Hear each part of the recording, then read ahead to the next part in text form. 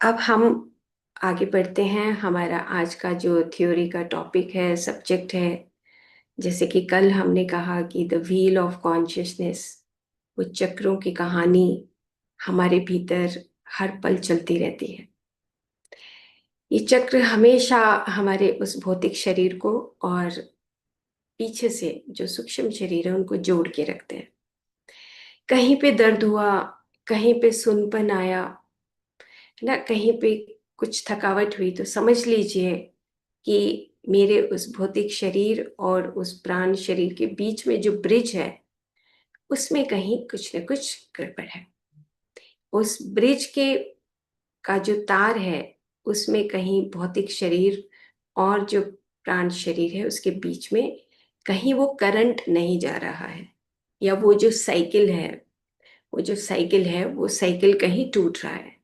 जैसे होता है ना, कई बार होता है कि पेट गुम हो रहा है, गले से आवाज नहीं आ रही है, दिल की धड़कन बढ़ गई है ना, ऐसे कुछ कुछ जो हमें अपने अंदर से महसूस होता है। तो इसका मतलब ये होता है कि हम कहीं ना कहीं अपने उस भौतिक शरीर के साथ जो पीछे के शरीर हैं उनकी कनेक्टिविटी कहीं टूट रही है। और क्यों टूट रही है?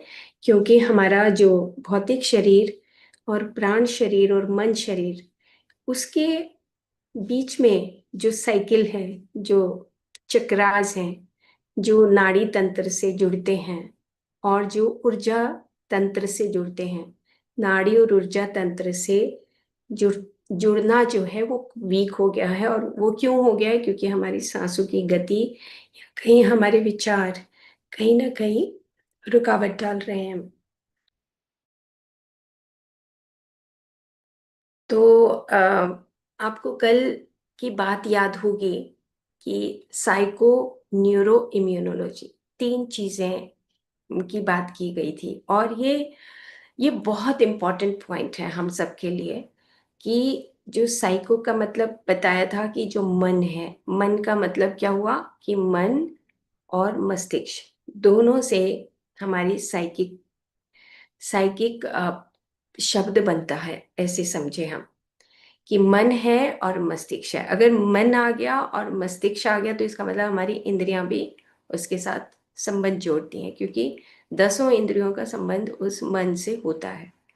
और अगर दसों इंद्रियों का संबंध मन से होता है तो इसका मतलब हमारा मस्तिष्क, जहाँ पे मन का जो कार्य क्षेत्र है, उसका संबंध साथ में जुड़ जाता है। फिर आ गया साइको न्यूरो। न्यूरो का मतलब होता है हमारा प्राण जो क्षेत्र है। प्राण क्षेत्र का मतलब कि जो हम सांस ले रहे हैं, छोड़ रहे हैं, तो जो न्यूरॉन्स हैं, जहाँ पे दोनों न्यूरॉन्स के बीच में, अगर दो न्यूरॉन है, एक ये तो उसके बीच में जो ऊर्जा का प्रवाह है वो हमारा प्राण शरीर होता है। तो छोटे छोटे जहाँ जहाँ न्यूरॉन्स होते हैं, हमारा ये ग्रे मैटर है, फिर पीछे वाइट मैटर होता है, इन सब का आपस में कनेक्टिविटी होता है। जैसे कि पिरामिड के बारे में बात की थी, तो हमारी ब्रेन के अंदर भी वो पिरामिडल ट्रैक्ट होते हैं, तो वहाँ पे वो कनेक्टिविटी बताते हैं। तो कहीं पे हम जैसे गुम होते हैं या कहीं हमें कुछ अपनी बॉडी के अंदर वीकनेस फील होती है, तो वो साइको न्यूरो उस चीज को इंगित करता है कि कहीं हमारे प्राण शक्ति में कमी आ रही है। और साइको न्यूरो इम्यूनोलॉजी, इम्यून का मतलब होता है कि पूरे शरीर की सारी धातुओं का सार, वो इम्यून बोला जाता है। कि हमारी इम्यून शक्ति एकदम से, अगर हम कहें कि आज हमने खाना खा लिया, आज हमने अ, बहुत अच्छी कोई चीज़, न्यूट्रिशनल कोई चीज़ ले ली, तो हम ये सोचे कि अभी हमने ली और अभी हमें उसका फायदा हो गया। तो ऐसा नहीं होता। वो सारी हमारी जितनी भी लेयर्स होती हैं उसको क्रॉस करके जो उसका असेंस बनता है, वहाँ पे हम उसको इम्यून सिस्टम बोलते हैं, इम्यूनिटी बोलते हैं। तो इम्यूनिटी जो है वो हमारी, जैसे मान लो कि ये फोन है, तो इसका एक ये वाला हिस्सा है और एक ये इधर वाला हिस्सा है। तो जो भौतिक शरीर है उसकी जो लास्ट परत बोली जाती है उसको इम्यून बोला जाता है, इम्यूनिटी बोली जाती है। रस, रक्त, मांस, मेद, अस्थि, मज्जा, शुक्र, ओज, यानी कि इतनी सारी परतों को पार करने के बाद जो खून बनता है और खून के बाद जो वो शक्ति बनती है, वो इम्यूनिटी होती है।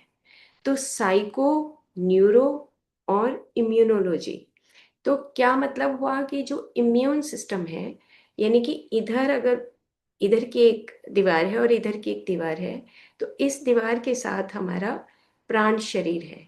इधर शरीर है, भौतिक शरीर है, इधर प्राण शरीर है। लेकिन प्राण शरीर का जो बीच का हिस्सा है वहां पे हमारे चक्र होते हैं, और उसके उस साइड हमारा मन होता है।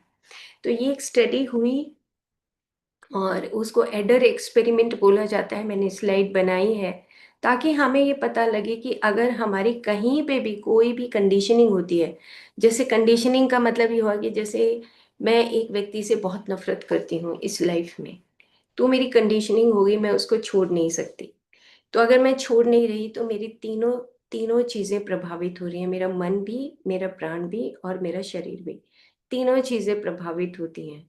तो ये एक्सपेरिमेंट जो है, एडर एक्सपेरिमेंट, ऐसा देखा गया, चूहों के ऊपर ये एक्सपेरिमेंट हुआ कि क्या हम अ, अगर हम कहीं पे कुछ कोई भी चीज़ खाते हैं, तो उस खाने के साथ अगर एक ऐसी इम्यूनिटी की कोई दवाई दी जाए, तो क्या उसका प्रभाव कहीं हमारे न्यूरो यानी कि हमारे प्राण शरीर पे और क्या हमारे मन पे पड़ता है या नहीं पड़ता है। तो ये एक्सपेरिमेंट हुआ।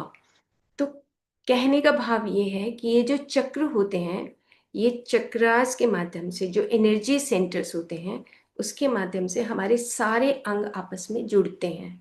तो अगर हृदय चक्र है तो उसका अपना एक फील्ड है, अगर हमारा मणिपुर चक्र है तो उसका अपना एक फील्ड है, स्वादिष्ठान चक्र है तो उसका अपना एक फील्ड है, मूलाधार चक्र है तो उसका अपना एक फील्ड है। ठीक है। और इसी तरह विशुद्धि चक्र, आज्ञा चक्र, सहस्रार अपने अपने फील्ड के जरिए वो ऊर्जा किस तरह की है उसके जरिए वो अपना काम करते हैं और हमारे ऑर्गन्स को, सभी कोमल अंगों को जोड़ के रखते हैं। जैसे थायराइड है, वो विशुद्धि चक्र के साथ काम करता है। हृदय है, उसमें हमारे हृदय, फेफड़े, थाइमस ग्लैंड, ये सब आपस में मिलके काम करते हैं।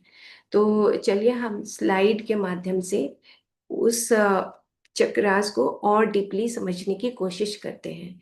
तो फ्रेंड्स, एक बात मैं कहना चाहती हूँ स्लाइड देने से पहले, कि ये जो चक्र होते हैं, ये आपको अपने अंदर से, जब आपके पास कोई भाव आता है, जैसे एक आपने आंख बंद की और कोई विचार आ गया, और एक विचार आया कि मैं, पीछे की कोई बात याद आ गई, आपको मेमोरी कोई याद आई कि मैंने उसके साथ ऐसा किया था।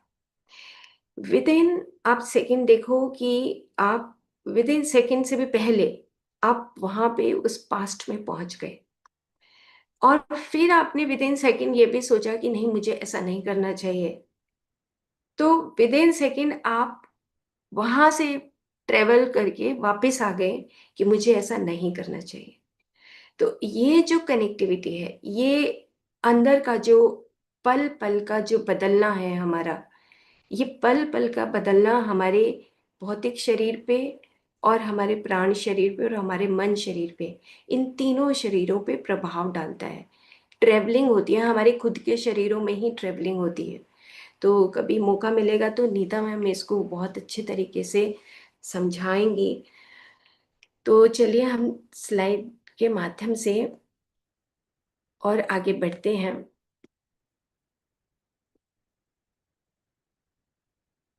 तो हमने ये पहली पिक्चर देखी थी कल।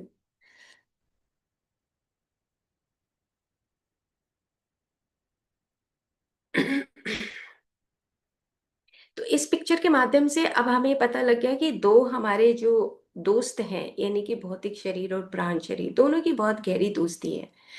अगर सांस ठीक चलेगा, पैटर्न ठीक होंगे, तो हमारा फिजिकल बॉडी भी ठीक होगा, और साथ में मनस की बात तो है ही। तो मन और हमारा प्राण और भौतिक शरीर तीनों मिलके काम करते हैं। तो हमने ये चक्रास देखे, हमने बेसिक चक्र देखा, स्वादिष्ठान चक्र यानी कि सेक्स चक्र देखा, नेवल चक्र देखा, मणिपुर चक्र देखा, और उसके ऊपर जो है हमारा सोलर प्लेक्सिस, हार्ट चक्र, थ्रोट, हमारा विशुद्धि चक्र, और उसके ऊपर अंजन चक्र है और क्राउन चक्र है। सिंपल सी बात है कि हर एक के पीछे हमारा शक्ति जुड़ा हुआ है। मैं इस चक्र के माध्यम से, चलो हम यहाँ से फिर से आते हैं। ये हमने कर लिया था कि जैसे हम सांस को भरते हैं और छोड़ते हैं, जो हमारा फ्लो है, जो हमारी प्राण शक्ति है, जब हम सांस को भरते हैं तब भी हमारे अंगों में मूवमेंट होती है, और जब हम सांस को छोड़ते हैं तब भी हमारे अंगों में मूवमेंट होती है। तो जब हम छोड़ते हैं तो आप छोड़ के देखिए, प्रैक्टिस करिए। जब आप छोड़ते हैं तो क्या होता है अंदर, क्या परिवर्तन होता है। तो ये साइकिल चलता है, फिजिकल बॉडी को और हमारी वाइटल बॉडी को, दोनों को जोड़ता है। हमारी फिजिकल बॉडी को, वाइटल बॉडी को और हमारी मेंटल बॉडी को जोड़ता है। सांस भरते रहते हैं, छोड़ते रहते हैं, तो हमारी physical body, vital body, mental body, supramental body, ऐसे वो जोड़ते रहते हैं। तो ये साइकिल जब चलता है तो यही जो फ्लो है, जो मूवमेंट है, जो मूवमेंट बोलते हैं इसको कि मूवमेंट ऑफ वाइटल फ्लो, यही चक्र बोले गए हैं। और एक पर्टिकुलर एरिया में जाके ये अपना अपना काम करते हैं। तो अभी आप देखिए, जब सांस लेते हैं, भरते हैं, तो आपकी तीन नाड़ियां हम नॉर्मली सुनते हैं कि ईड़ा है, पिंगला है, सुषुम्ना है। ये तीनों नाड़ियां आपस में कनेक्ट होके काम करती हैं और इन चक्रों के साथ संबंध स्थापित करके, और उसके बाद वो हमारे शरीर के भीतर जो अंग हैं उनके साथ कनेक्ट होती है। तो मैं आगे दिखाऊंगी थोड़ा बारीकी से, हम इस चीज़ को समझने की कोशिश करेंगे कि कितना महत्वपूर्ण है हमारा प्राण शरीर। तो आप देख रहे हैं कि जो पिंगला नाड़ी है वो नीचे से मूलाधार से चल के और ऊपर की तरफ सीधा सहस्रार तक जाती है। लेकिन जो हमारी ईड़ा नाड़ी है, जो हमारी मून नाड़ी है, मतलब जो ठंडी नाड़ी है, चंद्रमा नाड़ी है, वो नाड़ी अंजन से होती हुई, बिंदु चक्र से होती हुई सहस्रार पे जाती है। तो जब हम सांस को भरते हैं और छोड़ते हैं तो दोनों दोनों ही बहुत इम्पॉर्टेंट होते हैं। ऐसा नहीं कि हमने सांस भर लिया तो ओके ठीक है, सांस छोड़ दिया तो हमने जैसा भी छोड़ा ओके। तो सांस को भरना और छोड़ना दोनों का महत्व इसलिए है क्योंकि हमारे जब चक्र जो होते हैं, जहाँ जहाँ पर्टिकुलर एरिया में हमारा चक्र का जो नेक्सस है, उस नेक्सस के ऊपर ये दोनों आन और अपान, यानी कि आना और जाना सासू का बहुत इम्पॉर्टेंट रोल अदा करता है। उसके साथ साथ जो दूसरी पिक्चर आप देख रहे हैं जिसमें सुषुम्ना लिखा है, जहाँ पे सुषुम्ना नाड़ी क्या करती है, वो क्रिएट होती है। वो क्रिएट होती है मतलब दोनों नाड़ियाँ जब आपस में संतुलित चलने लगती हैं तो एक तीसरी शक्ति उत्पन्न होती है जो सुषुम्ना मानी गई है। तो तीनों जो सुषुम्ना है वो क्या होती है, उसको फायर बोला गया है कि यस, अब आपकी ये नाड़ी चल रही है। इसको हम दो तरीकों से देखेंगे आगे आने वाले अभी स्लाइड में। तो आप देखिए कि एक जो बड़ी पिक्चर है इसमें, अब ये फिर से मैंने 36 नाड़ियाँ लगाई हैं। लगाने का रीज़न यहाँ पे बस इतना ही है कि हम ये समझें कि ये जो चक्र हैं ये हमारी सांसों के साथ बहुत इम्पोर्टेंट रोल अदा करते हैं। जब हमारा सांस सही चल रहा होता है तो हमारी ये नाड़ियाँ ऑटोमेटिकली अपना अपना काम करने लगती हैं। जैसे मैं एक दो नाड़ी का नाम शुरू शुरू का लूँगी कि जैसे हस्तजीवा है, गांधारी है, इलम्बूषा है, पूषा है, यशस्विनी है, वरुणा है। ये नाम नाम ओके ठीक है, नाम हमें याद नहीं रहेंगे, लेकिन हमें ये जरूर याद होगा कि आप पहला, दूसरा, तीसरा, चौथा, पांचवा, छठा, यानी कि 6 नाड़ियों के अगर नाम लिए हैं तो आप इस पिक्चर में देखिए कि 1 2 3 4 ये जो नाड़ियां हैं ये हमारे उस गर्दन तक कितना गहरा रोल अदा करती हैं। तो ये ऊपर के चक्रास के साथ कनेक्ट होती हैं। तो हमारा जो थ्रॉट चक्र है, विशुद्धि चक्र है, और हमारा पूरा चेहरे का जो संबंध है नाड़ी तंत्र से, वो संबंध यहाँ पे स्थापित होता है। तो आप जब मेडिटेशन करते हैं या कोई योगिक प्रैक्टिस करते हैं या मंत्र चैंट करते हैं तो इससे हमारे नाड़ी तंत्र में तरंगे उत्पन्न होती हैं, अलग अलग तरह की तरंगे होती हैं। और जब हमारे मन के विचार, मान लो मैं बहुत खराब बोलती हूँ बहुत गलत बोलती हूँ, बहुत बुरा सोचती हूँ, या मैं बिल्कुल नहीं बोलती हूँ, तो मेरे जो इम्प्रेशंस हैं वो मेरे विशुद्धि चक्र के चारों तरफ जो नाड़ियाँ हैं, जो चक्र हैं, उनके अंदर सबसे पहले वो इन्फॉर्मेशन इकट्ठी होती है। और वो जब इन्फॉर्मेशन इकट्ठी होती है तो वो प्रभाव पड़ता है। तो गले में से कभी कभी आवाज़ नहीं आती, कभी कभी हम उदास हो जाते हैं। तो ये प्रभाव फिर हमारे भौतिक स्तर पे दिखने लगते हैं। नाराज हो जाते हैं, सैडनेस आ जाती है, ईगो का प्रॉब्लम आ जाता है। तो ये सारी चीज़ों का जो संबंध है, ये बताने की कोशिश की जा रही है कि ये हमारे नाड़ियों का जो जाल है, नेक्सस है, उसके साथ ये इंफॉर्मेशन सारी जमा होती है, और उसी के प्रभाव से हमारा भौतिक स्तर पे हमारे बिहेवियर में आता है। मतलब हम अपने बिहेव को जब दिखाते हैं तो वो पीछे के नाड़ी तंत्र और हमारे सारे जो हम सोचते हैं उसके संदेशों से बाहर प्रकट होता है। अब आप साइड वाली जो पिक्चर है उसमें देखो, आप सुषुम्ना, वज्रा, चित्रनी, ब्रह्मनाड़ी लिखा हुआ है। तो इतनी सूक्ष्म सूक्ष्म नाड़ियां होती हैं जो हमारी एक सांस का, जो हमारा टॉपिक था शायद थर्ड डे था, कि वन कॉन्शियस ब्रेथ। आप देखो, वन कॉन्शियस ब्रेथ में हमारी सारी नाड़ियां तरंगित होती हैं। तो ये मैंने एक बहुत पुरानी पुस्तक है, वहाँ से मैंने सिंपल इसलिए ये पिक्चर लगाई है कि आप देखिए कि जहाँ पे मैंने हाईलाइट किया, हस्तजीवा दक्षिण नेत्र में, गांधारी वाम नेत्र में, एलम्बूशा मुख से, पूषा दक्षिण कर्ण से, ना ऐसे सारी, शीता दक्षिण स्कंद के मध्य भाग से। ये सिर्फ हाईलाइट मैंने इसलिए किया कि आप देखो कि जब आप सांस लेते हो, छोड़ते हो, तो आपकी ये जो 36 नाड़ियां हैं, 3 नाड़ियां हैं एडा पिंगला सुषुम्ना, या 72,000 नाड़ियां हैं जो जो आगे इन्हीं का स्वरूप बनती हैं, यानी कि आगे इन्हीं से शाखाएं निकलती हैं। आप नीचे के पोर्शन में देखेंगे कि 72,000 लिखा हुआ है ना, तो 70,000 लिखा हुआ है। तो ये नाड़ियां आप आगे चल के जब बाइफरकेट होती हैं, अब इतना गहरा जाल है ये कि इस गहरे जाल को हम सिर्फ एक सांस के माध्यम से बस सिंपल सा समझ सकते हैं। इतनी सी बात हमें समझनी है कि जब हमारा प्राण शरीर शक्तिशाली होगा तो हमारा फिजिकल बॉडी भी शक्तिशाली होगा, और मन शरीर भी हमारा अच्छा रहेगा, शांत रहेगा। और इन्हीं नाड़ियों से हमारा जो प्लेक्सिस हैं, वो हमारे सारे प्लेक्सिस, इन्हीं नाड़ियों की जो प्लेक्सिस हैं वो कुछ दिखाई देते हैं। और ये नाड़ियों की जो शक्ति है वो हमें इनविजिबली हमारे उस प्लेक्सिस के चारों तरफ पड़ी रहती है। तो चलो अब हम थोड़ा सा और आगे ये प्लेक्सिस की बात करते हैं, ताकि हम ये बात समझ पाए कि हमारे भौतिक शरीर में जो हमारा इम्यूनिटी है, जो हमारा नर्वस सिस्टम है, वो दोनों बहुत पक्के दोस्त हैं। वो भी नर्वस सिस्टम और इम्यूनिटी।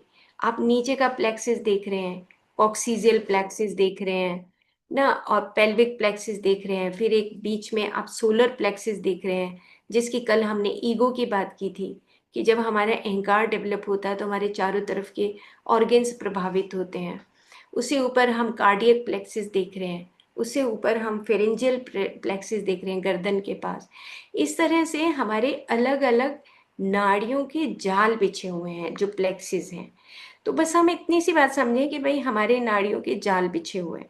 तो हमने कल थोड़ी सी बात की थी मणिपुर चक्र की, सोलर प्लेक्सिस की। अब देखिए कि ये जो प्लेक्सिस है इसको सीलियक प्लेक्सिस बोलते हैं, सोलर प्लेक्सिस बोलते हैं। एक छोटा सा जो आप बीच में देख रहे हैं येलो कलर के कुछ ग्लैंड्स बने हुए, गैंग्लियन जो है, मैं इसको एक्सटेंड करके भी दिखाया है ना। तो आप देखो ये जो गैंग्लियन होते हैं ना, मतलब मैंने स्टडी किया कि ये जो गैंग्लियन होते हैं ये सारी इंफॉर्मेशन रखते हैं। मतलब जैसे एक होता है ना, जैसे हमारे जोड़ होते हैं, हड्डियों के जो जोड़ होते हैं उनमें ना बहुत सारी इंफॉर्मेशन स्टोर होती है। तो सेम इसी तरीके से जो हमारे नर्वस सिस्टम है, जो हमारे नाड़ी तंत्र हैं, उसमें जहाँ जहाँ आपको ये, जहाँ पे जोड़ दिखते हैं जो गैंग्लियन बोलते हैं, इनमें ना इंफॉर्मेशन ट्रांसफर होती है। तो हम सारी इंफॉर्मेशन यहाँ पे रखते हैं। तो देखो इंफॉर्मेशन रखी, और चारों तरफ के जो ऑर्गेन आप देख रहे हो कि ऊपर ईसोफेगस है, फिर आपका लिवर है, पेनक्रियाज है, किडनी है, ये सारे जितने भी अंग हैं ये हमारे उस नाड़ी तंत्र से जुड़े हुए होते हैं। और पीछे से मन में आया कि नहीं, मेरे पास तो अहंकार है, मैं बिल्कुल अपने आप को झुका नहीं सकता। तो अगर आप नहीं झुकाओगे अपने आप को, आपके पास अहंकार है, तो आपके इस सीलियक गैंग्लियन में या सोलर प्लेक्सिस में वो इंफॉर्मेशन आएगी, और वो इंफॉर्मेशन आने से आपका कोई भी एक अंग प्रभावित हो जाएगा। चाहे वो स्टमक हो, ज़्यादा जेलस है तो अल्सरेटिव हो जाएगा, ज़्यादा कड़वाहट तो आपका लिवर प्रभावित हो जाएगा, ज़्यादा अगर आप किसी से इतनी नफरत करते हैं तो पेनक्रियाज आ जाएगा, बहुत ही ज़्यादा अगर आप इमोशनली कनेक्ट होते हैं तो किडनी आ जाएगा। तो इस तरीके से हमारे अंदर के जो भाव हैं, वो भाव, उसकी जो वाइब्रेशन है, उसकी तरंगे हैं, वो विद इन सेकेंड हमारे इस गैंग्लियन को इंफॉर्मेशन देती है कि देखो अभी सोलर प्लेक्सिस है, मैं ये इंफॉर्मेशन दे रहा हूँ जो पीछे से आ रही है, अब ये अंगों के ऊपर प्रभाव होना शुरू हो जाता है। तो ये हमारा मणिपुर चक्र है, जहाँ पे मणि की तरह चमकना चाहिए, ईगो को छोड़ देना चाहिए। अब वो ईगो को हम छोड़ नहीं पाते, तो हमारे कुछ जो हमारे हम जिसको कहेंगे प्लैनेटरी सिस्टम में हम अपना काम करते हैं, तो हमारे कुछ प्लैनेट्स उससे प्रभावित होते हैं। तो इतना गहरा जो जाल है हमारा ये नाड़ी तंत्र का, जो प्लेक्सिस का, ये चक्रास का, ये हमारे शरीर और प्राण शरीर और मन शरीर को जोड़ता है। तो आप शायद इससे समझ गए होंगे, मैंने एक ही पिक्चर लगाई है क्योंकि टाइम इतना नहीं होता। तो आप ये समझ गए होंगे कि देखो अगर ये मणिपुर है तो कितने सारे ऑर्गन्स हमारे साथ में जुड़े हुए हैं, किडनी भी जुड़ी है ना, लिवर भी जुड़ा हुआ है, सब कुछ तो जुड़ा हुआ है। और हम थोड़ी सी अपनी ईगो को नहीं लेकिन छोड़ सकते, पेट में प्रॉब्लम आ जाएगी उसको हम गोलियां खा सकते हैं, लेकिन ईगो नहीं छूट सकती हमारे से। तो ये पिक्चर एक बुक है क्रियानंदा जी की, उन वहाँ से मैंने ये पिक्चर ली है, जिसमें सारे हमारे प्लानिटरी सिस्टम को बताया गया है कि जैसे मूलाधार है तो वहाँ पे हमारा सैटर्न काम करता है। अभी मणिपुर की बात की तो जहाँ पे मार्स काम करता है, अग्नि, जहाँ पे अग्नि, मार्स के पास भी बहुत अग्नि होती है। तो जैसी ईगो आया, गुस्सा आया, हमारी सुषुम्ना नाड़ी जो है वो फायर बोला गया है, और दोनों तरफ की जो सिंपैथेटिक और पैरासिम्पैथेटिक जो नाड़ियाँ होती हैं, पिंगला और ईड़ा, उनमें प्रभाव आता है और हमारे पेट के ऑर्गन्स को वो प्रभावित कर देते हैं। इसी तरीके से जब हम थोड़ा सा और ऊपर जाते हैं, अनाहत चक्र है, उसका जो संबंध है वो वीनस से होता है। तो जो वीनस प्लैनेट है वो एक लव का प्लैनेट माना जाता है, और हम जो है शुक्र ग्रह जो होता है। लेकिन अगर हम किसी से नफरत करें, मैं आने आगे स्लाइड बनाई है कि अगर हम किसी से नफरत करते हैं, अच्छा नहीं मानते हैं, तो हमारे उस अनाहत चक्र पे या वो शुक्र ग्रह जो है, वो शुक्र ग्रह में कोई कमी नहीं है, हमारे अंदर कमी है। मैं हमेशा एक बात कहती हूँ कि मार्स में कोई कमी नहीं है, ग्रहों में कोई कमी नहीं होती है, वो हमारे अंदर कमी होती है, इससे वो एनर्जी प्रभावित होती है। तो ये वीनस है, और उसके बाद जो विशुद्धि चक्र है वो मरकरी प्लैनेट होता है। बहुत फ्लेक्च हम इतना जल्दी मतलब अपने आप को बदल देते हैं वाणी से, कि कभी कहेंगे हाँ हाँ वो अच्छा है, कभी कहेंगे हाँ हाँ वो अच्छा नहीं है। तो ये जो मरकरी प्लैनेट है, मतलब हम इतने फ्लक्चुएटिंग जो हमारे गले में होता है ना, तो उससे हमारे पूरे हमारे थायराइड ग्लैंड और हमारे सराउंडिंग में जो फेरिंक्स होता है और हमारे गले की जो मसल्स होती हैं, नाड़ियाँ होती हैं, वो सारी प्रभावित होती हैं। तो हम कहते हैं ना कि भाई बोलने से पहले मुंह मुंह को जो है यज्ञ बोला गया है, यज्ञ कर्म बोलते हैं ना, कि हम जब यज्ञ कर्म करते तो हम बोलते हैं, आहुति डालते हैं यज्ञ कर्म। तो मुख बोला गया है कि भाई तुम जो अंदर से पकी हुई चीज है ना, उसी को बाहर निकालो, पक्व अवस्था में ही अपने मुंह को खोलो। बार बार ऐसी चीजें मत बोलो, गलत मत बोलो जिससे आपका गला, आपकी आसपास की मांसपेशियां, आपके ग्लैंड्स प्रभावित हों। तो जो विशुद्धि चक्र है वो मरकरी प्लैनेट से संबंधित है, और उससे ऊपर हमारा जो मून है और सन है, यानी कि जो आज्ञा चक्र है वो हमारा मून और सन दोनों से प्रभावित होता है, तो इसलिए दो आई वहाँ पे दिखाई गई हैं। तो खैर ये बहुत विस्तार से हम बात नहीं करेंगे, इतनी सी बात समझेंगे कि जो मूलाधार है उसमें हमारा सेटर्न यानी कि शनि ग्रह जो स्वादिष्ठान है, उसमें जुपिटर बहुत बड़ा ग्रह माना जाता है जुपिटर। तो हम जो हमारे रिलेशनशिप्स हैं उसका जो प्रभाव है वो हमारे अंदर के रिप्रोडक्टिव ऑर्गन्स के ऊपर पड़ता है। मणिपुर में हमारे जितने भी पेट के चारों तरफ जो हमारे ऑर्गन्स होते हैं उसके ऊपर पड़ता है। अनाहत हमारा हृदय, हमारा थाइमस ग्लैंड, हमारे लंग्स, उसके ऊपर प्रभाव डालता है। और विशुद्धि हमारे थायराइड ग्लैंड और उसके आसपास की मांसपेशियों पे प्रभाव डालता है। तो और थोड़ा सा हम आगे चलते हैं। तो अब बात ये आती है कि जैसे मैं अब शब्दों को बोल रही हूँ, भाषा बोल रही हूँ, है ना। तो अब भाषा बोला, भा और शा, भा और शा, है ना। तो जब बोलते हैं तो हमारे जो चक्रास होते हैं उसमें अलग अलग शब्दों की उत्पत्ति होती है, अलग अलग शब्दों की वाइब्रेशंस होती हैं।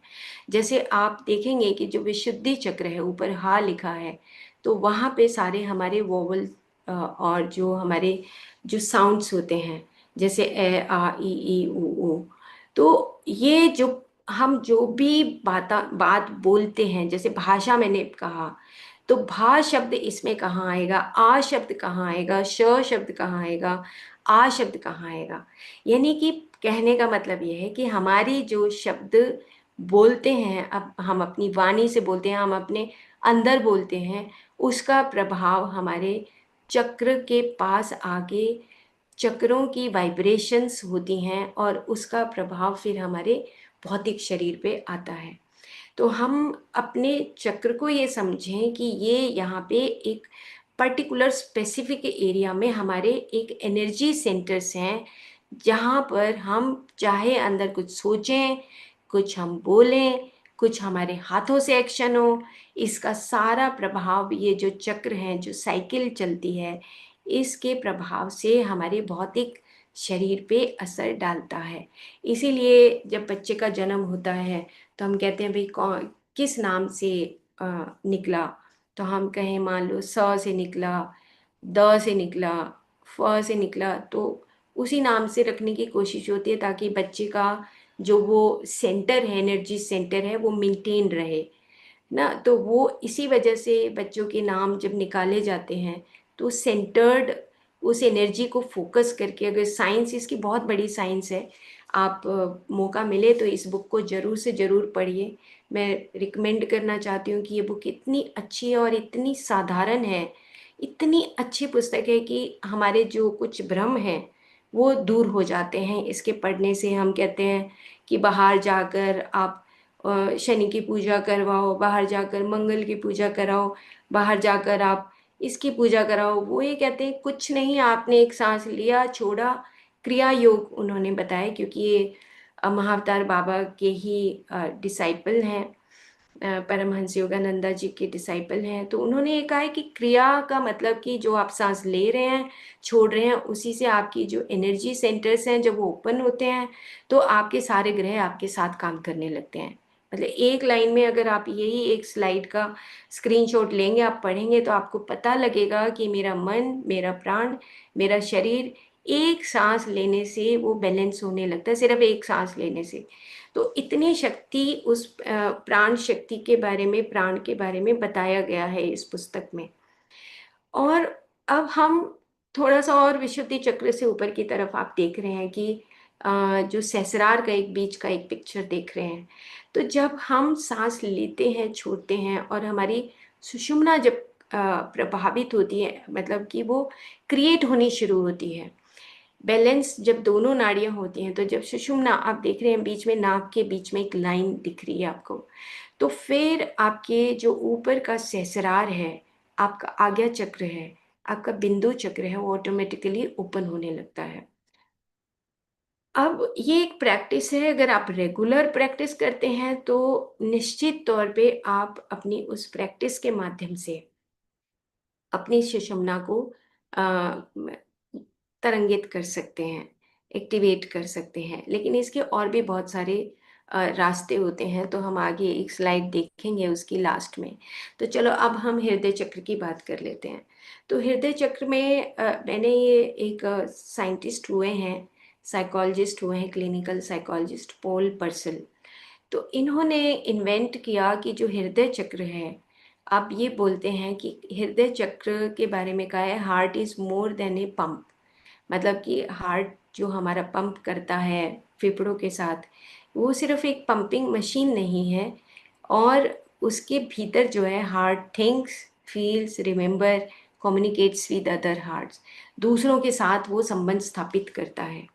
तो इनके खुद के अपने एक्सपीरियंसेस हैं, खुद को उनको कैंसर हुआ, फिर वो ठीक हुआ, फिर बोन मैरो ट्रांसप्लांट हुआ। तो ट्रांसप्लांट जो ऑर्गेन्स होते हैं उसके ऊपर इनकी बहुत सुंदर बुक है जिसका नाम है द हार्ट्स कोड।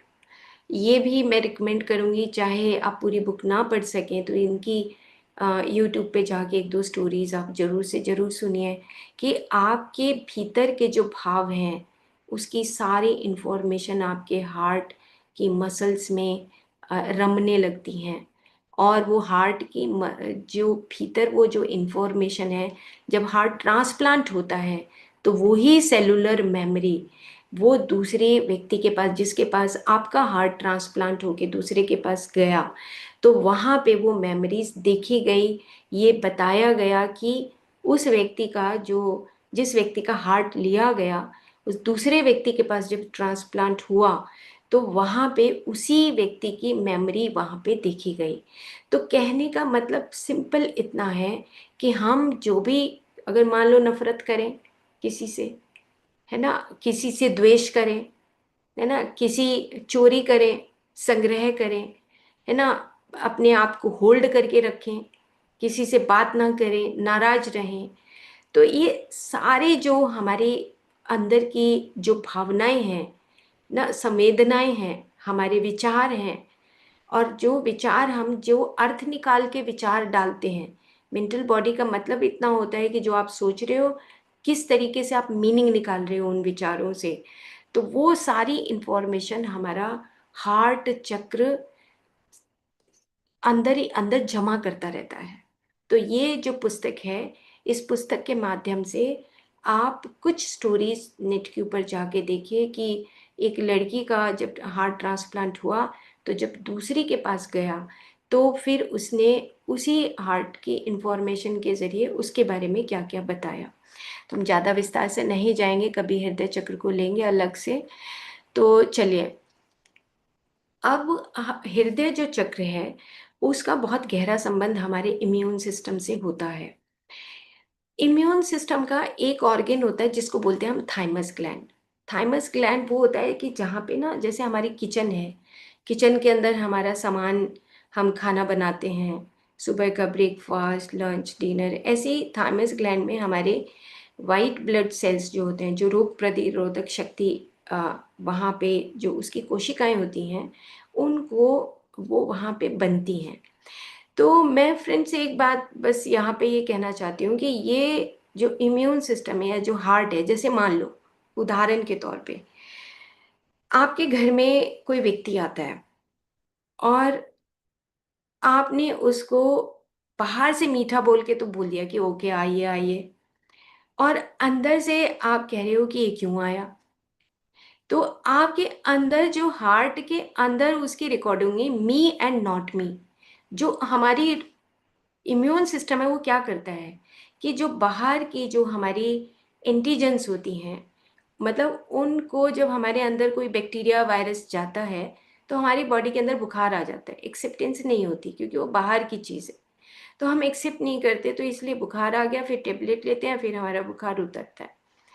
सेम इसी तरीके से हमारी बॉडी जो हृदय चक्र है उसके चारों तरफ जो सारी हमारी जो भावनाएं हैं, जो संवेदनाएं हैं, वो रिकॉर्ड करता है। मैंने मान लो कि उसको चाय भी पिला दी, उससे बात भी कर ली, हमने उसको 5 मिनट आधा घंटा फॉर्मेलिटी भी कर ली, लेकिन अंदर से मैंने उसको स्वीकार नहीं किया।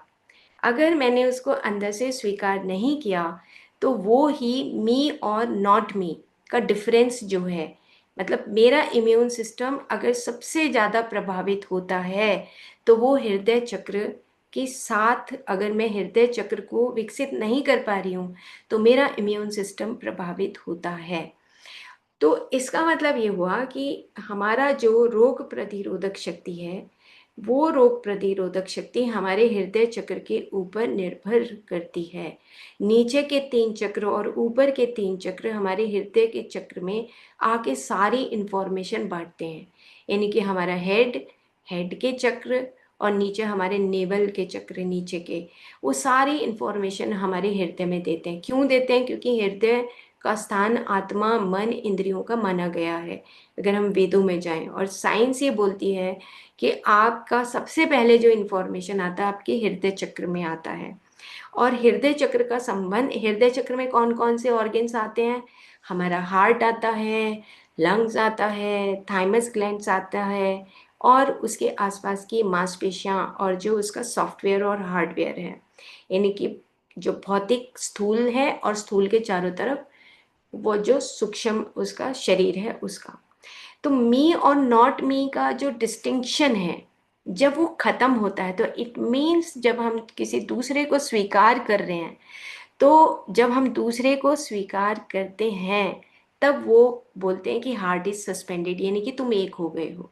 कि जब तुम प्यार से किसी को गले लगाते हो, स्वीकार करते हो, तो तब वहाँ पे वो डिफरेंस खत्म होता है, तब आपका इम्यून सिस्टम बढ़ता है, इम्यून सिस्टम के पास पावर आती है। तो आजकल की जो डिजीजेज हैं, specifically cancer, specifically auto immune diseases, specifically lifestyle disorders, ये सारा हमारा हृदय चक्र से संबंधित, मतलब घूम फिर के कान इधर से पकड़ो इधर से पकड़ो, हमारा हृदय चक्र मेन रोल अदा करता है। जब हम किसी को स्वीकार नहीं करते, बाहर से हम फॉर्मेलिटी करते रहें वो कोई दिक्कत नहीं है, लेकिन अंदर हम किसी को स्वीकार ना करें। मान लो हस्बैंड वाइफ का रिलेशनशिप है, शुरू शुरू में शादी हुई, 10 साल बहुत बढ़िया चला, 15 साल बहुत बढ़िया चला, लेकिन उसके बाद हमने एक्सेप्ट करना छोड़ दिया, तो हार्ट ने भेद करना शुरू कर दिया, मी और नॉट मी। जैसे ही वो आएगा, हस्बैंड आएगा या वाइफ आएगी, तो वो एक बैरियर क्रिएट हो जाएगा कि किस लिए आ गया है मेरे कमरे में, है ना? ऐसी अंदर से फीलिंग्स आनी शुरू हो जाती हैं। या हम किसी बच्चे से ऐसा करते हैं, या कोई हमारा फैमिली का मेंबर है, सास है, बहू और सास के रिलेशनशिप, ये जो रिलेशनशिप है इसमें सबसे बड़ा जो रोल है ये हमारा हृदय चक्र करता है। तो क्यों दोनों की, आप देखिए कि दोनों की जो फ्रिक्वेंसीज हैं, दोनों की फ्रिक्वेंसीज जो हमें दिखाई नहीं देता, वो दोनों की फ्रिक्वेंसीज आपस में मेल नहीं खाती। अगर मेल खाती हैं तो वननेस का भाव आता है, मी और नॉट मी का डिस्टिंक्शन जो है वो सस्पेंड हो जाता है। लेकिन अगर वो हम अंदर ही अच्छा अच्छा ठीक है मैं तुम्हारे लिए खाना बना रही हूँ, अच्छा अच्छा मैं ऐसा कर रही हूँ, अच्छा फॉर्मेलिटी ऊपर से चल रही है लेकिन अंदर से, हृदय के अंदर कुछ नहीं है, तो इम्यून सिस्टम की वीकनेस देखी गई है। ये आज का जो विज्ञान है वो ये बताना चाहता है कि साइको न्यूरो इम्यूनोलॉजी, इसके ऊपर बहुत सारी रिसर्च आज की डेट में चल रही हैं। और ये मानने लगे हैं कि जैसे आयुर्वेदा में बोलते हैं कि मन और आत्मा और शरीर मिल के एक पूरा शरीर बनाते हैं, आज का जो मेडिकल डॉक्टर्स हैं वो भी ये मानने लगे हैं कि कहीं ना कहीं मन के परे जो ट्रांस पर्सनल साइकोलॉजी बोलते हैं जिसको, कि मन से परे की जो बातें हैं वो भी कहीं हमारे मन के ऊपर और फिर प्राण के ऊपर और शरीर के ऊपर प्रभाव डालते हैं, जिससे हमारा इम्यून सिस्टम प्रभावित होता है। तो जब हमें डर लगता है, जब हम पार्टनर मान लो छोड़ के चला गया तो उस दुख में ही पड़े रहते हैं ना, तो ये सब चीज़ें हमारे हृदय के ऊपर प्रभाव डालती हैं।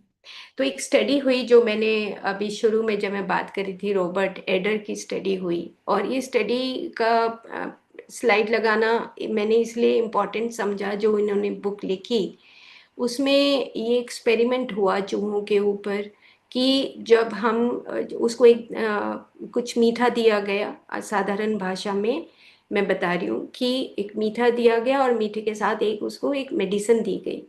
तो वो जो मेडिसिन है वो इम्यून सिस्टम के ऊपर प्रभाव डालती थी, लेकिन कुछ दिनों के बाद वो सिर्फ उसको मीठा मीठा दिया गया और वो दवाई नहीं दी गई।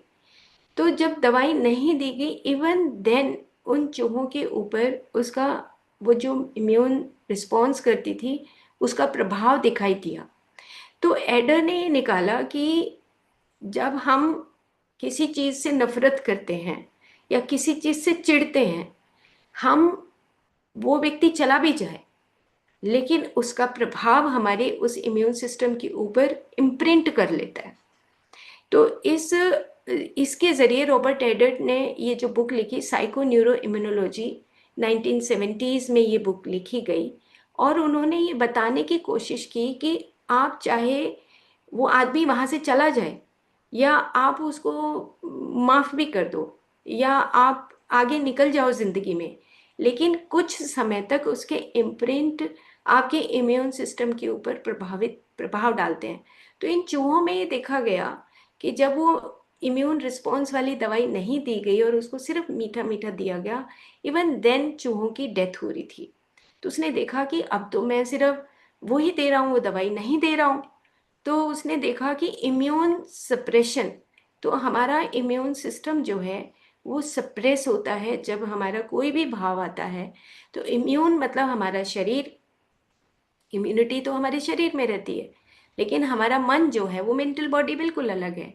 और जो उसके बीच का जो सिस्टम है, जो प्राण है, जहाँ पे वो कनेक्ट करता है, जहाँ पे सर्कुलेशन चलता है, हमारी पूरी नाड़ियाँ भौतिक और मन शरीर को जोड़ती हैं। तो उसका इफेक्ट जो है, उसका इम्पैक्ट हमारी बॉडी के ऊपर रहता है, जिससे हमारा इम्यून सिस्टम, हमारा मेंटल बॉडी सब प्रभावित होता है।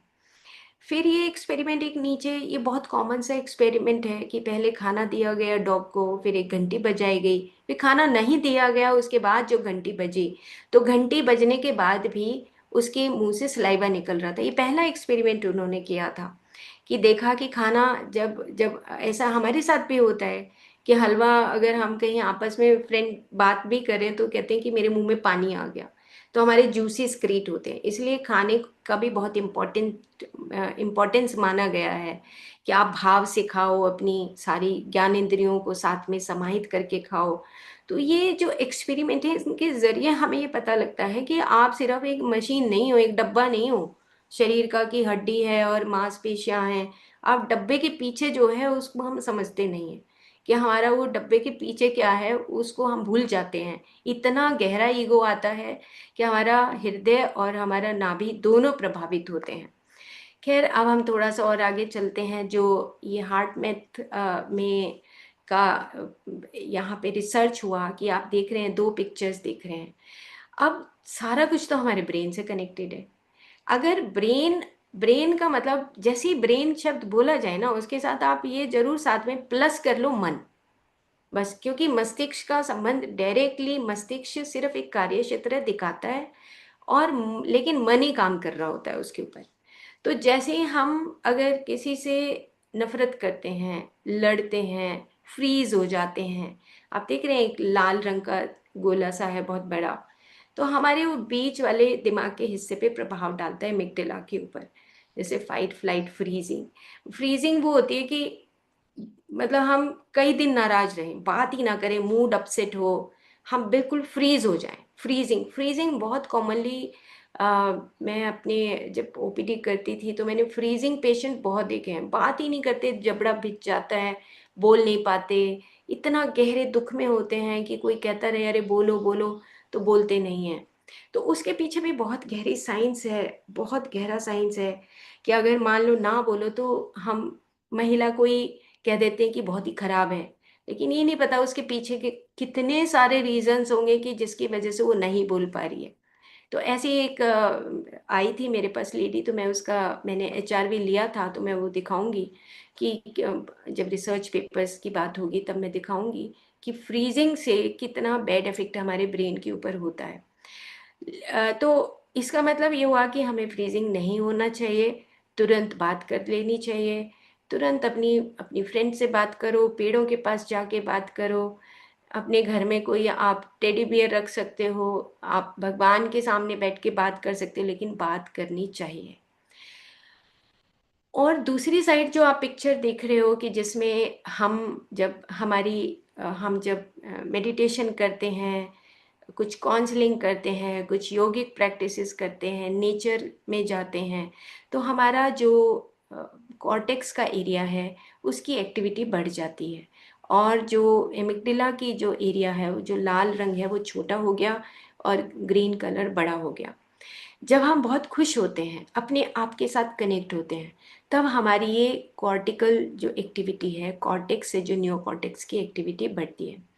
तो ये कैलिफोर्निया में हार्टमैथ इंस्टीट्यूट है जहाँ पे मुझे जाने का मौका मिला, और मैं ये जान पाई वहाँ पे जो मैकरेटी हैं उन्होंने ये अभी बहुत सारे रिसर्च पेपर वो लिख रहे हैं इसके ऊपर कि भाई सारी चीज़ें छोड़ दो, ईगो को छोड़ो और अपने हार्ट को खुश रखो। क्योंकि जब एंड ऑफ द डे, मतलब हमारी जब डेथ भी होती है, तो लास्ट में हार्ट पे ही पूरी प्लेन लाइन आती है कि हमारा हार्ट अब now the soul has gone, transfer हो जाती है, चली जाती है वहाँ से। तो हमारा पूरे जीवन का जो निचोड़ है वो यही है कि दूसरों से हम प्यार करें, दूसरों को स्वीकार करें।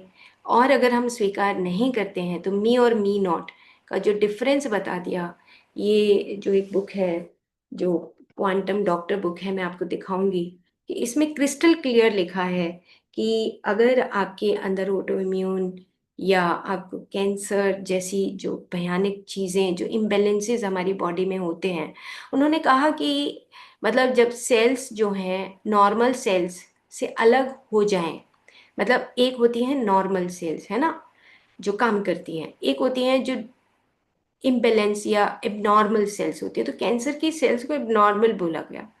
तो एबनॉर्मेलिटी आने का मतलब कि आपकी वाइटल फील्ड में, आपके प्राण में, शरीर में वो जो एबनॉर्मेलिटी की जो इम्प्रिंट्स आ रहे हैं, वो जो वाइब्रेशंस हैं एबनॉर्मेलिटी के, वो हमारी कोशिकाओं को प्रभावित करने से बढ़ रहे हैं।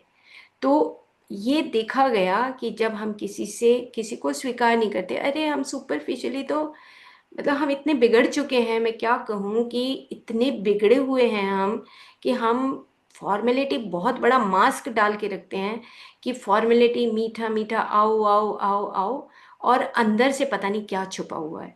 तो वो चीज़ें हम ना करें, हम ट्रू नेचर में आए। जैसे भी हैं, कोई हमें कहेगा ना कि खराब है तो ओके, चल जाएगा, लेकिन कम से कम हमारी बॉडी के ऊपर तो इफेक्ट नहीं आएगा।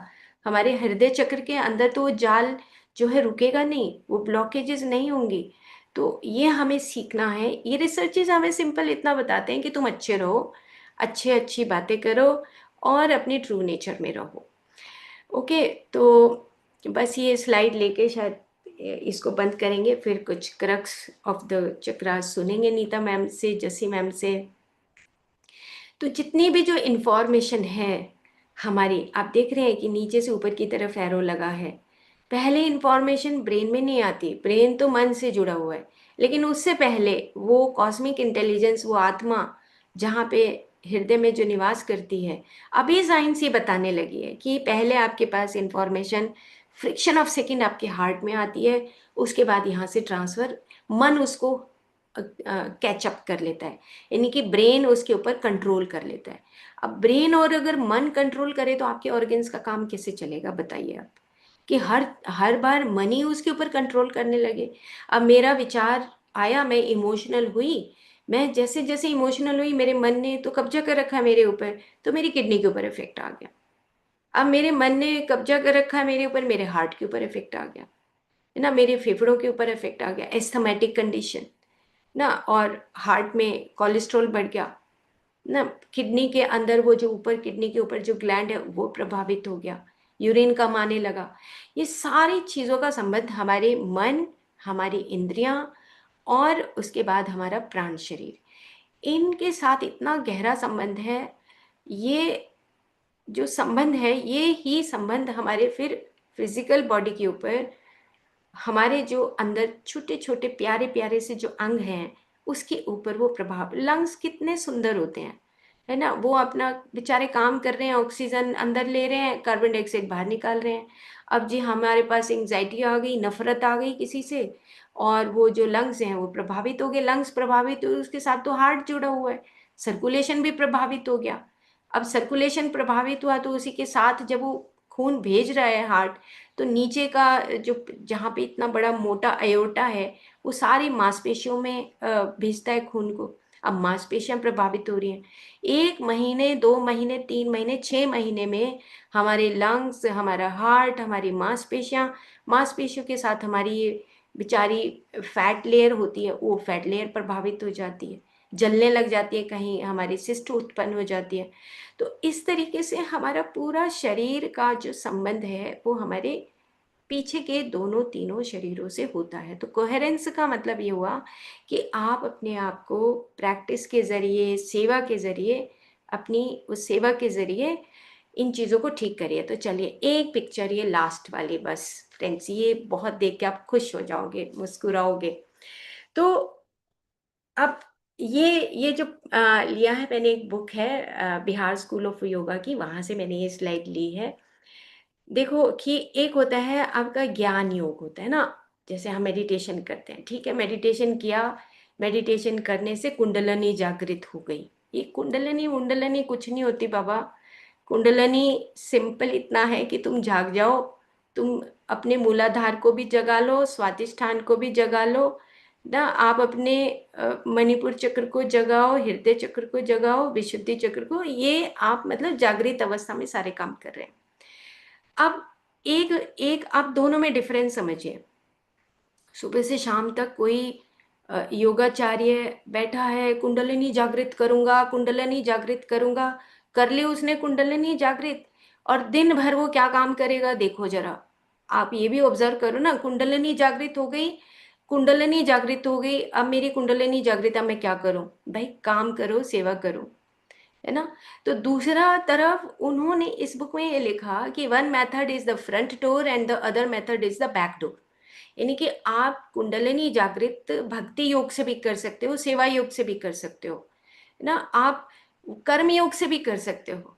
तो मैंने ये जो पिक्चर लगाई है, इस पिक्चर में लगाया है कि भगवान कृष्ण जो हैं वो और जो गोपियां हैं वो उनकी सेवा कर रही हैं, है ना, वो कहीं शीशा दिखा रही हैं, कुछ श्रृंगार कर रही हैं।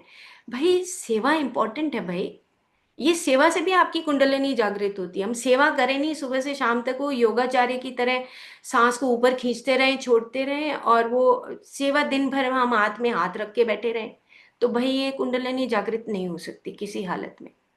तो ये क्रिस्टल क्लियर अपने दिमाग में रखो कि आपके हाथ पैर रखे हैं, भगवान ने दिए हैं इतने सुंदर सुंदर, है ना, आपकी वाणी दी है, आपकी आंखें दी हैं, तो उसका प्रयोग करो ना सही ढंग से। तो हम, ये पिक्चर जो है लास्ट में, ये मेरी बहुत फेवरेट पिक्चर है, क्योंकि थोड़ा सोल इवोल्यूशन होता है तो थोड़ा आगे की तरफ बढ़ते हैं। तो सेवा भाव होना चाहिए, कोई भी आए स्वीकार करो ना, आपका हृदय खुले, आपका इम्यून सिस्टम तगड़ा हो भाई, है ना। कोई वायरस आए तो उसकी ऐसी की तैसी, वायरस आ सकता है, नहीं आ सकता, हम बीमार नहीं हो सकते, उसकी शक्ति नहीं है कि हमारी बॉडी को कोई छेड़े। तो ये शक्तियां तब आती हैं जब हम सेवा भाव रखते हैं, स्वीकार भाव रखते हैं, प्यार करते हैं, करुणा का भाव होता है। तो अकेला योगाचार्य बनने से बात नहीं बनेगी, वो उसमें हमें सेवाचार्य भी बनना पड़ेगा, प्रेमाचार्य भी बनना पड़ेगा, है ना। तो ये चीजें हमें करनी पड़ेंगी, तब हमारे चक्रास कहीं जाके एक्टिवेट होंगे। अब बैठे रहो चक्रास सोचे भाई हमें तो इतनी इन्फॉर्मेशन हो गई, अब हम चक्रास एक्टिव नहीं होंगे, बिल्कुल नहीं हो सकते। खड़े होके काम करें और अपने घर में हाथ बटाएं, अपने परिवार को खुश रखें, अपने समाज को खुश रखें, सबको खुश रखें। ओके, तो आज के लिए इतना ही। थैंक यू, और भी हैं स्लाइड्स लेकिन बहुत है इतना। तो थैंक यू फ्रेंड्स। तो अ, कौन बोलना चाहेगा? जैसी मैम, आप, नीता मैम बताइए। थैंक यू संगीता मैम, बहुत ही सुंदर बताया आपने। हम तो सोचते हैं कि दवाइयां खा के ठीक हो जाएंगे, डॉक्टर हेल्प करेगा, ये थेरेपी हेल्प करेगी, ये ग्रह नक्षत्र एस्ट्रोलॉजर बता देंगे, हमारे लिए पूजा करेंगे तो हमारे ग्रह ठीक हो जाएंगे। तो क्रक्स ये है कि जब दिशा ही सही नहीं है तो दशा सही कैसे होगी। उल्टे रास्ते चल रहे हैं और सोच रहे हैं दशा सही हो जाए। अगर दिशा सही होगी तो दशा सही होगी ना। और बहुत प्यारी स्लाइड लास्ट में आपने बहुत हल्का कर दिया सबको, मुझे तो ऐसा लगता है। और अगर दो वर्ड्स में इसका मैं सम अप करना चाहूं अपनी बुद्धि के हिसाब से, तो बी ऑथेंटिक। अंदर कुछ बाहर कुछ होने से पूरा सिस्टम गड़बड़ हो जाता है। गुस्सा है, ठीक है, इट्स ओके, उसको एक्सप्रेस कर दो। ऑथेंटिक रहना जरूरी है। अंदर कुछ और बाहर कुछ रहने से पूरा एनर्जी सिस्टम खराब हो जाता है हमारा। अभी मैंने ये एक्सपेरिमेंट भी किए हैं बहुत, कि अगर वो सामने आमने होने से होता है, ऑनलाइन नहीं होता है वो एक्सपेरिमेंट, कि जैसे ही आपने झूठ बोला किसी भी बात के लिए, छोटी सी छोटी बात के लिए, तो आपका अंदर सोल जानता है आप झूठ बोल रहे हो, आप किसी को धोखा नहीं दे रहे हो, आपकी आत्मा को पता है आप झूठ बोल रहे हो, तो वो उसी समय आपका energy system, energy cord cut जाता है और आपका पूरा एनर्जी का फ्लो डिस्टर्ब हो जाता है। आपको लगता है कुछ तो हुआ नहीं, मैंने झूठ बोला, मैं तो बच गई।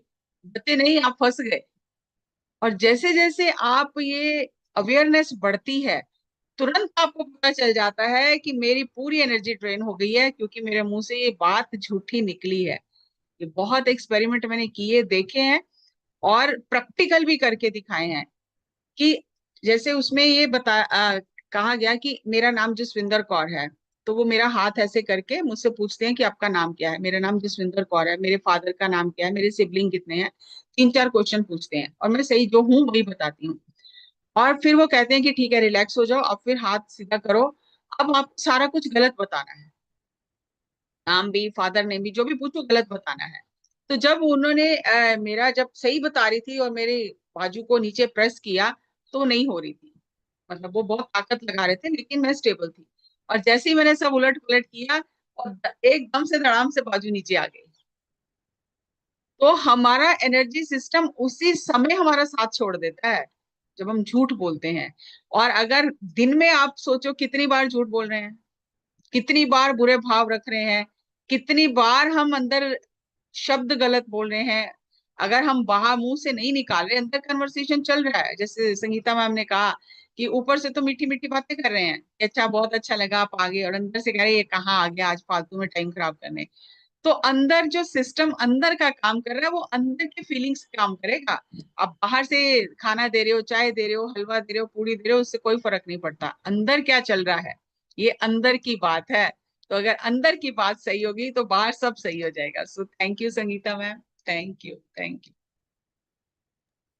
Thank you Jassi ma'am. हाँ जी नीता मैम।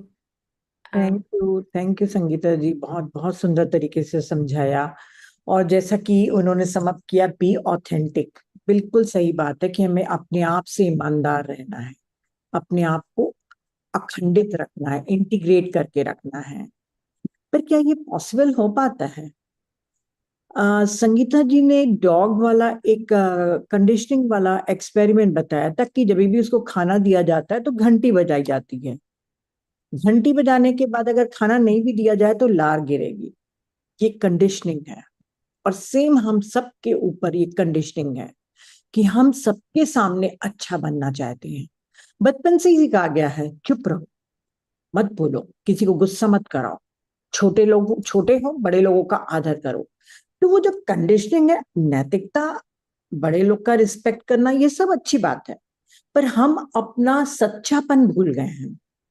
हम इतना लोगों को खुश करने के फिराक में रहते हैं, कहीं रिश्ता ना टूट जाए, कहीं दोस्त नाराज ना हो जाए, कहीं पब्लिकली लोग मुझे ना बोले कि मैं बहुत निगेटिव हूं, तो हम सच बोल ही नहीं पाते हैं।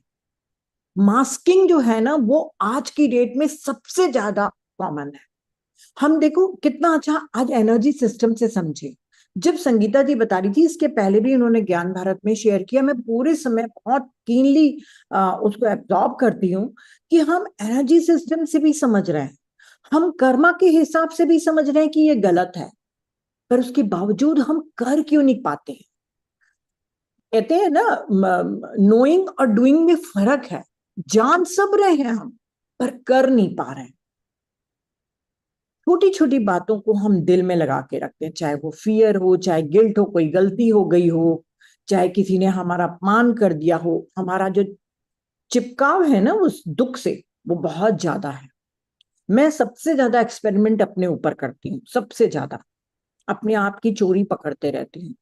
और कंडीशनिंग मेरे में भी है। मैं भी किसी के सामने बुरा नहीं बनना चाहती। मुझे भी लगता है कि नीता का नाम अच्छा ही रहे।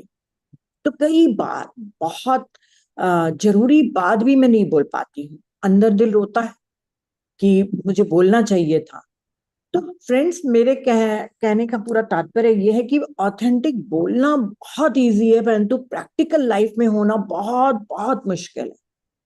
पर इसके लिए दो तीन चीजें हैं जिसको हम अपनी लाइफ में इंक्लूड करें, जैसे ज्यादा से ज्यादा मेडिटेशन, ज्यादा से ज्यादा ऐसे नॉलेज का सुनना, और सज्जन सांगत्य। इससे थोड़ा हम करेजियस होते हैं कि नहीं, जो होगा देखा जाएगा। अरे नहीं, हमको अच्छी गुड बुक्स में नहीं रहा, हम गुड बुक्स में औरतें बहुत आना चाहती है ना। किसी ने कह दिया अच्छी कुकिंग है तो फिर बस बैठ के उसको खिला रहे हैं, भले अंदर में कोड़ रहा है। मैंने बहुत किया ये वाला काम, इसलिए मैं आपको एग्जांपल बता रही हूँ।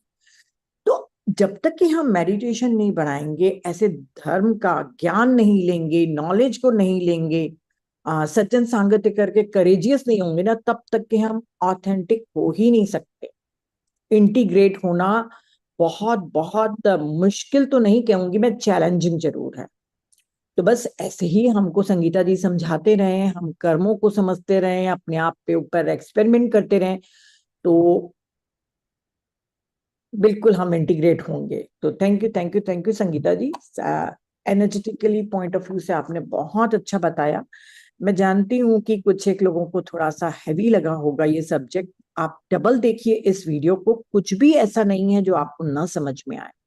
बहुत प्यार से बैठ के सुनिए, और हो सके तो नोट्स भी बनाइए, और अपनी लाइफ का ना रोज जो आपको जर्नल लिखने के लिए संगीता जी बोलती हैं, रोज आप लिखिए कि आज मैंने किसके लिए बहुत नफरत की, किसके लिए मैं बहुत जेलस फील करी, और कितनी देर तक की करी। आपको वो एक इमोशन का चार्ट बताई थी ना संगीता जी ने, वो ऐसा वाला कि लोअर फ्रिक्वेंसी के हैं, हायर फ्रिक्वेंसी के हैं। खुद को आप मूल्यांकन करना कि दिन भर में आप कितना हायर फ्रिक्वेंसी में रहे और कितना लोअर फ्रिक्वेंसी में रहे। पूरे समय हम हायर फ्रिक्वेंसी में नहीं रहेंगे, 24/7 तो कोई भी लव के मोड में नहीं रहता, चाहे हम सारा दिन कृष्ण को देखते रहे, पर फिर भी हम अपने इमोशन को देखते रहें। तो थैंक यू संगीता जी, मेरे ख्याल से आज काफी प्रवचन हो गया है। Thank you. नहीं, एक्चुअली बात करने से क्या होता है कि ना, वो हमारी जो कन्वर्सेशन है वो साथ में साझा होती है, तो उससे हमें पता लगता है कि कोई और बोल पाता है, कोई नहीं बोल पाता है। तो और जो हमारे अनुभव हैं वो तो सबसे बड़ा हमारे लिए लेसन है, कि जो अलग अलग अनुभव होते हैं। लेकिन जैसे मैं आप अभी कह रहे थे ना कि मेरे को भी ये आता था कि मतलब थोड़ा हैवी सब्जेक्ट तो है ही, और कोई दूसरे तरीके से इसको पुटअप करना वो और भी मुश्किल है, क्योंकि चक्रास की जो जो नॉर्मल चीज़ें हम देखते हैं उसे हम नहीं समझ सकते, क्योंकि वो बात है ही नहीं। जो अंदर हमारे अंदर जो बदलाव होते हैं वो तीनों शरीरों में होते हैं, तो वो समझाना बहुत इम्पोर्टेंट है। और ऐसे ही मुझे भी समझ आया जब मैं फर्स्ट टाइम, जब मैंने पीएचडी में एडमिशन लिया क्वांटम साइंस की पीएचडी में, तो मुझे क्वांटम शब्द ही समझने में 6 महीने लगे थे कि मैं इसको अपने खून में कैसे उतारूं, क्योंकि इंफॉर्मेशन लेना आसान है लेकिन उस क्वांटम को समझना कि मेरे चारों तरफ ये क्वांटम फील्ड है, अगर मैं कुछ बोल रही हूँ तो ये शब्द मेरे क्वांटम में चले गए। तो मेरे को 6 महीने उस सिर्फ एक शब्द को, क्वांटम फील्ड को समझने में लगे। लेकिन मैं क्या करती थी कि अमित गोस्वामी सर की, जो भी अच्छे जो साइंटिस्ट थे, उनकी मैं वीडियोस को बार बार देखती थी। बार बार देखने के बाद 6 महीने के बाद मुझे इजी लगा, और मैंने अपने पीएचडी के थीसिस में लिखा भी इंट्रोडक्शन में कि now I am feeling easy ना टू अंडरस्टैंड ये क्वांटम क्या होता है। तो सेम इसी तरीके से फ्रेंड्स, जैसे नीता मैम ने कहा कि जो आपको लगता है अंदर से, अगर नहीं समझ आया तो आप रिवर्स करके देखिए, कोई पुस्तक पढ़िए, जो एक दो पुस्तकें आपको आज बताई हैं। और जैसे वो चार्ट आप बता रही हैं नीता मैम, तो वो ना हम ग्रुप में शेयर करेंगे, ताकि वो चार्ट एक ऐसा चार्ट है, बहुत ब्यूटीफुल है, जो आपने पीपीटी के माध्यम से दिखाया था। उससे हमें ये अपना ग्राफ का पता लगता है कि आप फियर में हो, है ना। और एक बात और है कि जैसे आपने कहा करेजियस बनो, करेजियस बनने का मतलब ये कि जो आपके अंदर है ना, उसको आप अपने ऊपर रखते हुए बोल दो सामने वाले को, है ना। तो आज नहीं तो कल आपकी फैमिली में वो पता लगेगा कि इसके अंदर ये भाव है। अब वो अगली फैमिली कुछ भी करे, उसको छोड़ दो थोड़ी देर के लिए, लेकिन आप अपने भाव को बताओ तो सही, है ना। अब मैं कहूँ कि रोज मेरे पास एक व्यक्ति आता है और मैं उसको बोल नहीं पा रही कि भैया मत आओ मत आओ मत आओ, एक ना एक दिन जब ब्लास्ट फूटेगा, जब तो हम कहेंगे कि तू क्यों आता है, तू निकल यहाँ से, है ना। तो ऐसे तो नहीं कर सकते ना, तो पहले दिन ही क्यों ना कहें कि मैं बिजी हूँ, मैं आपका सम्मान करती हूँ, मैं ऐसा करती हूँ, आप चाय पीजिए और जाइए। उसको बता भी तो सकते हैं ना। लेकिन इतना करेज हमारे अंदर होता नहीं, हम फॉर्मेलिटी मास्क चढ़ाते रहते हैं। तो खैर, एनीवे फ्रेंड्स, आप सब जो है, आपका दिन बहुत अच्छा रहे और आप खुशी खुशी से रहो। ये एक्सपेरिमेंट दिखाने का मतलब, रिसर्च दिखाने का मतलब बस इतना ही है। रिसर्च तो बहुत हो गई है, हमें पता भी नहीं है कौन कौन से रिसर्च हो चुके हैं, लेकिन रिसर्च के माध्यम से बस इतना जरूर है कि हम अपनी दिन भर में, दिनचर्या में परिवर्तन लाएं, जहाँ पे हम कहीं अटक रहे हैं, कहीं पर हम गलत हैं। Okay friends, thank you, bye bye, thank you.